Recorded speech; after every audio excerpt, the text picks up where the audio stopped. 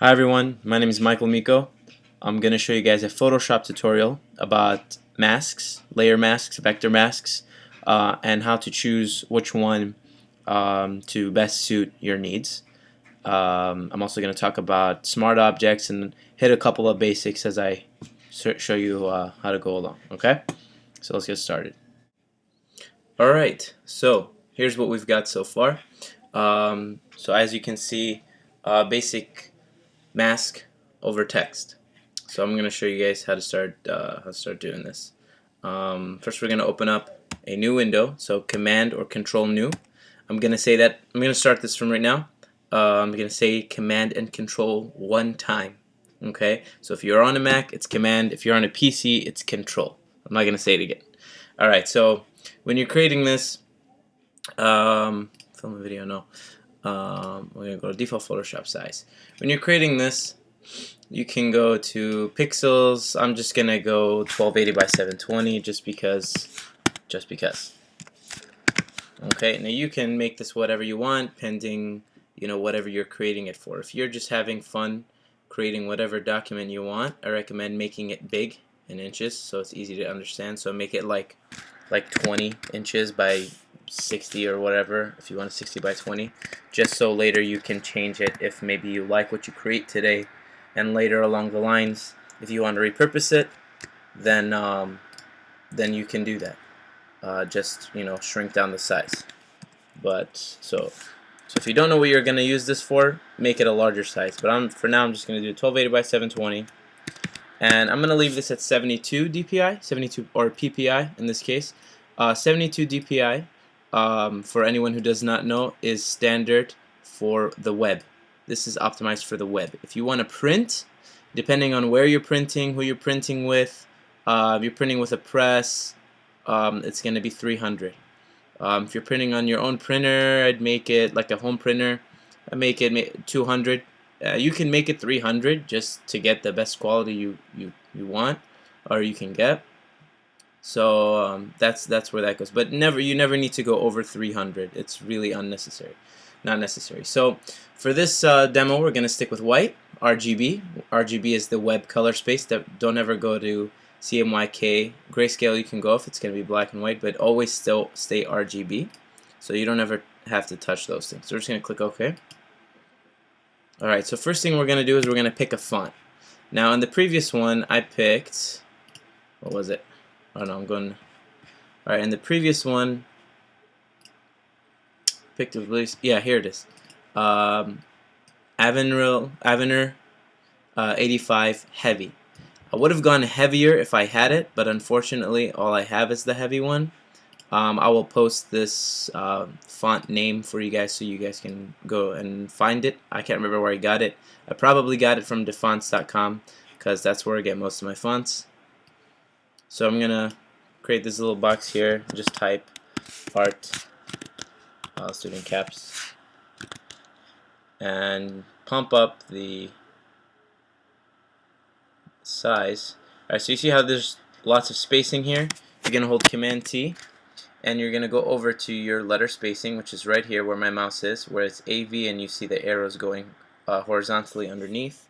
Right now it's at 1840. I'm just gonna click and drag to the left, and it'll decrease. It's going down 1000. So let's bring it down to that. Let's make it a little bit bigger.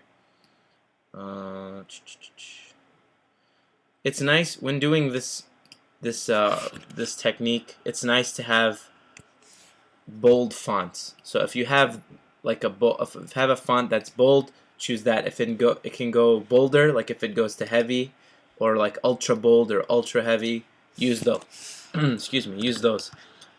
Because then you can see more of the image, which is a lot nicer. So click the thumbnail. Alright, now what we're going to do is we're going to import pictures. So find some pictures you like, put them all in a folder so it's organized so you don't have to go fishing through them. Go to File, Place. The window's going to open up, and here's what I've got so far. Or here's where all my stuff is. So I'm just going to, oh, I've already got them open, so just click there. Or actually, yeah, okay, so I'm gonna place the first one, and here it is. So this is a big scribbling. Now this one I only choose like a segment of it, this part right here, and I've already got it open, so I opened it up in a separate window right here, and I'm gonna crop it. So hold C for crop. Alright, I've got a low battery. That thing's BS. So I've got my new art. I'm gonna create my new artboard here and press enter or return. Alright, so that's what I've got. It's just some doodles I did in my sketchbook a long time ago. So now I can go up here in the Arrange Documents drop-down menu and go to 2. So 2 up. Alright? So now I've got my my sketch picture, and then I've got my art document. Command 0 to fit to screen. By the way, just a fun hotkey. So I'm just gonna drag and drop this guy over. Okay. And we're gonna go back to single screen view. Why did it come up this big? Well, sometimes it's because of the resolution, but in this case it was just because the dimensions were bigger. But sometimes you'll have you know, the same dimensions of two different documents, and sometimes it'll come in way bigger or way smaller. That has to do with your resolution, your pixels per inch or your dots per inch. So that's just another fact for you guys. So I'm just gonna go to width. I'm gonna change it to about 30. Let's try 30 and 30. Actually, you know what? Before I do that, let's go to layers over here. So I hit escape, by the way, in case you guys don't know how to get out of transform. So I'm gonna come over here to this layer, right click on it, on the, let's see, on the thumbnail maybe? No, I think it's on the words. Yes. So you have to click, right click. Oh, okay. So you can do it.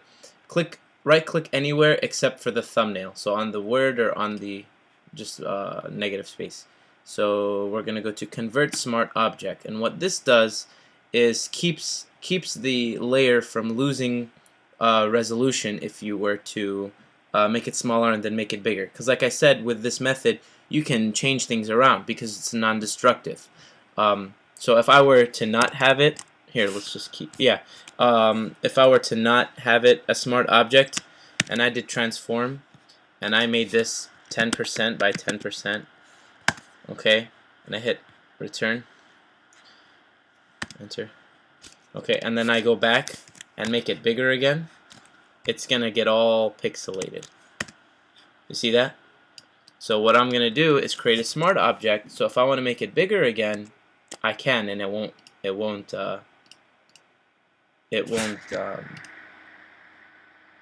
rasterize like that. So convert to smart object. That's right there. Make sure you don't click on the thumbnail.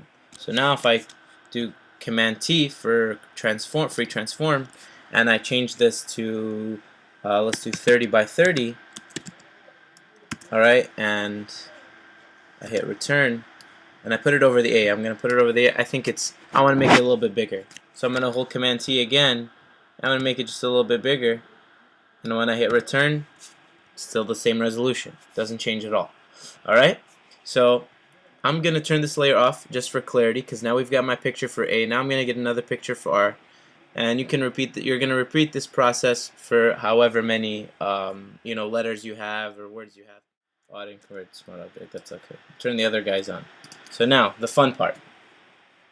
So you're gonna take the first guy, hold the Alt button, and click in between layer 1 and art. So actually, let's label this layer 1 as A, since this is for A, so we don't get confused.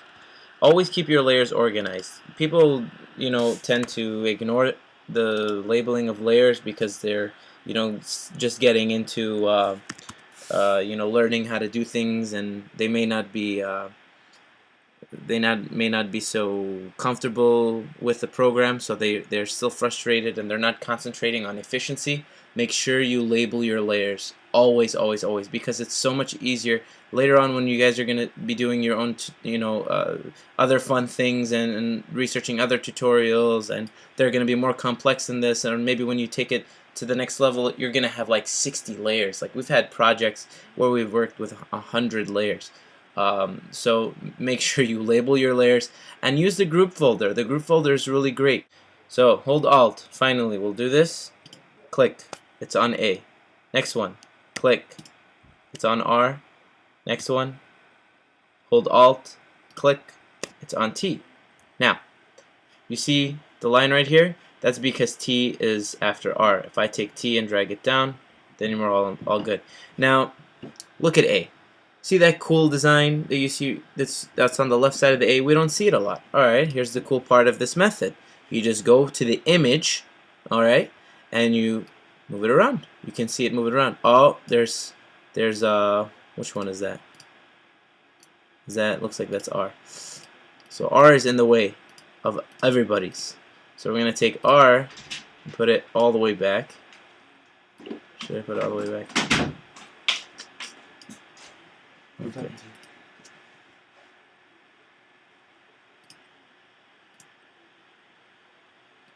Alright, so what I've got here, oh, I see what I've done. Alright, so I'm just gonna work with R right now. So because it's so big, yeah, because these just are so big they're overlapping. So what you can do is just delete what you have, delete what you don't want. So I could just, that's as easy as taking the marquee tool and highlighting and hitting delete. Could not, oh, because it's a smart object. So take on, oh, you can double click? No, you'll do here and right click the same way, not on the thumbnail, and click rasterize layer. So now you can delete pixels. So now it's an unlocked layer. We're on R. We want to go on A. Right click, rasterize layer, and have some water. Alright. So now T looks fine, but now it's taking up space there. Okay. Now that looks better. Let's go to A. Let's move A around a bit. What do you guys like? I like this one. Right here looks pretty good. Alright. So that's how you're gonna achieve your masks. And you can do this a bunch of different ways. You don't have to do it with letters. You can do this with shapes. You can do this with silhouettes. You can do this with people. Basically what you're doing is a selection. And you're basically creating a stencil. It's like you're taking a sheet of paper, cutting a hole into it, and holding it up and putting it over whatever, it's kind of like looking through a telescope, only my telescope is in the shape of the letter R. So another cool thing is like taking a selection of a human, like of a man standing or something, and you could do like the pictures of the galaxy behind him, and that might be cool, or an asteroid. The astronaut's a little bit more relevant. All right, so that's one way, and then that's all you guys really need to know. The rest you can do. The rest you can figure out on the other creative things you can learn by yourself. You saw in the previous one I had like a drop shadow. And if you guys are artists, I'm sure you've got so many ideas in your heads of things you want to do. So you could post up questions, send me stuff, send me, hey Mike, how can I do this? This is what I've got in mind. Draw me a sketch or something, and take a picture of it with your phone and send it to me to my email. Or just type it out, because when you're an artist and you're learning software in the beginning, you can get really frustrated trying to figure things out, looking for tutorials that may not always solve the answer, or maybe the tutorial is too advanced for you, maybe the person talking is going too fast, or they're doing things that you don't know how to do, and maybe I did that. So if I did that, just leave a comment. How did you do that? What was the key command you were doing? You didn't say what the keys were. Maybe I forgot to tell you guys a key command. I could tell you guys about other methods. The layer mask. Some people have used this layer mask one. I don't like this one. This is actually used a lot for photo touching, for photo re-editing. The actual layer mask icon, or vector mask, I'm sorry, because the vector mask method is destructive, or it's not destructive, but you can't move the images around like we were doing it earlier. So what you are doing, instead of cutting a sheet of paper and looking through the sheet of paper, you're actually like taking the picture and cutting the picture off. It's a little different. So you don't have as much flexibility as you do as with this method. This is really the best method. I've been doing this for a long time, so trust me on this.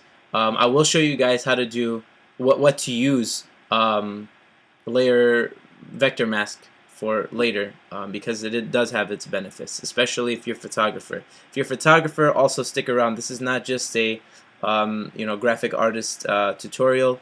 I'll be posting up lots of things. I do lots and lots of stuff. I'm a photographer, I'm a studio artist, I work with 2D and 3D stuff, digital artist, musician, so everyone stay tuned because there will be lots and lots of things.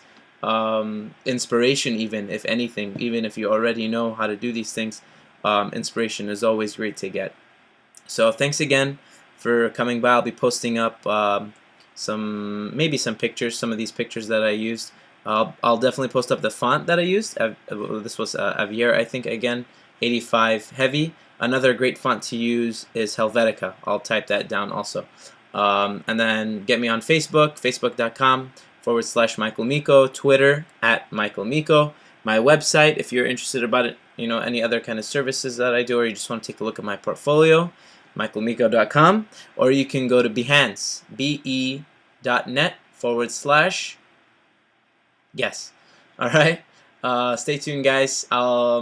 Leave me comments, suggestions for other tutorials. What do you guys want to learn? Tell me what you want to learn, and I'll do the video for it. Alright?